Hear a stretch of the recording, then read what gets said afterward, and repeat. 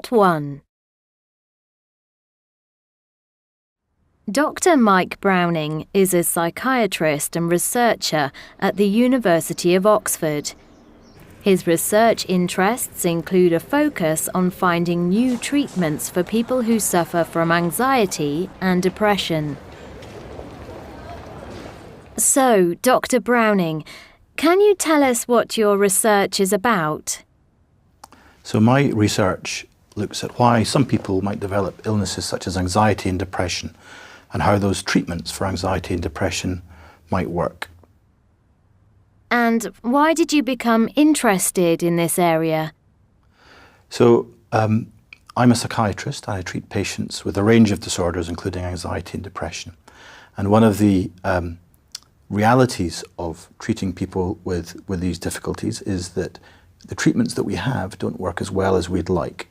So I do research to try and understand why people become anxious and depressed in the first place, and then I look to see whether I can use that knowledge to try and improve the treatments for these patients so that in the future we'll have treatments that work a little bit better.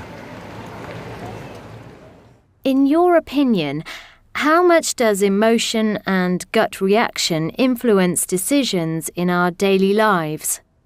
Okay. So I think probably the first thing to say is that almost all of the decisions that we actually make in our daily lives we're not consciously aware of making. We make it by habit.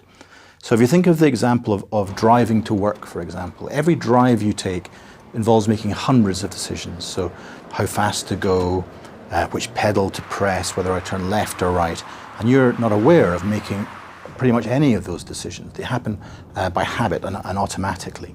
And so as you can imagine, your emotions or the way you feel will influence a number of those decisions. So for example, if you're feeling really happy and buoyant, you might drive a little bit faster, and if you're sad, you might drive a little bit slower. And the other thing I think influences those decisions is what you described as gut reaction. So some of the complex decisions you make, for example, if you're thinking about driving to work, you might be at a junction and you might have to decide when it's safe to go. Now, there's a couple of ways you could make that decision. One is to calculate exactly where every other car is, what speed it's going, where it's going to be in a few seconds, and decide whether it's safe for you. But the other is just to look and just get the feel about when it's safe. And almost everyone does the second.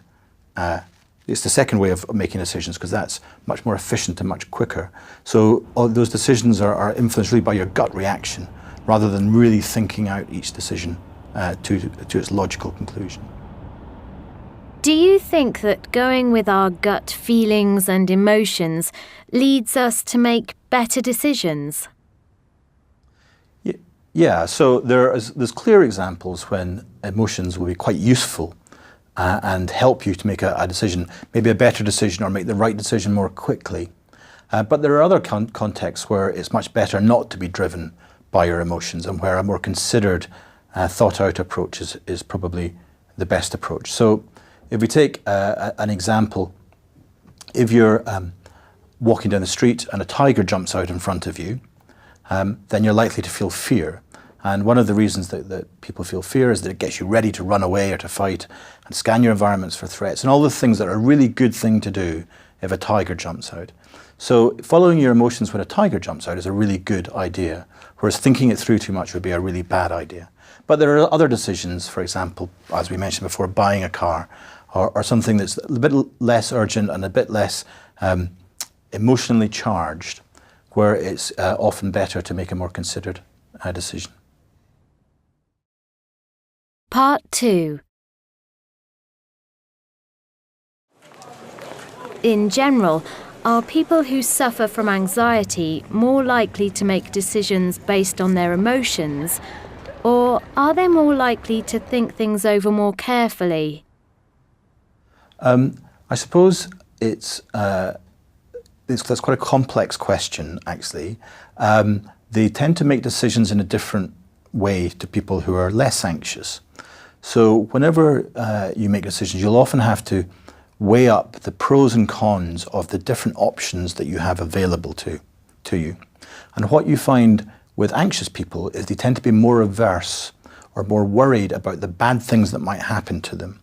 And so that changes the decisions they make a little bit. So anxious people will tend to make decisions that they think are less likely to put them in harm's way. So that can be a good thing. But the problem is that sometimes that means that you'll miss out something really good happening because you're not willing to take the risk that maybe it won't turn out well. So to give you a sort of real-world example of this, there's a couple of studies that have suggested that if you're anxious, and particularly if you're a male, if you're a man, you're less likely to be run over by a car in your 20s. And possibly because people who are anxious will look a bit more assiduously both ways to see if a car is coming. However, to balance that out, once you get up to your 30s and 40s, you're more likely to die of things like heart disease. So the worrying isn't all good. But there's obviously some benefit to being a little bit worried about the things in your environment that might harm you.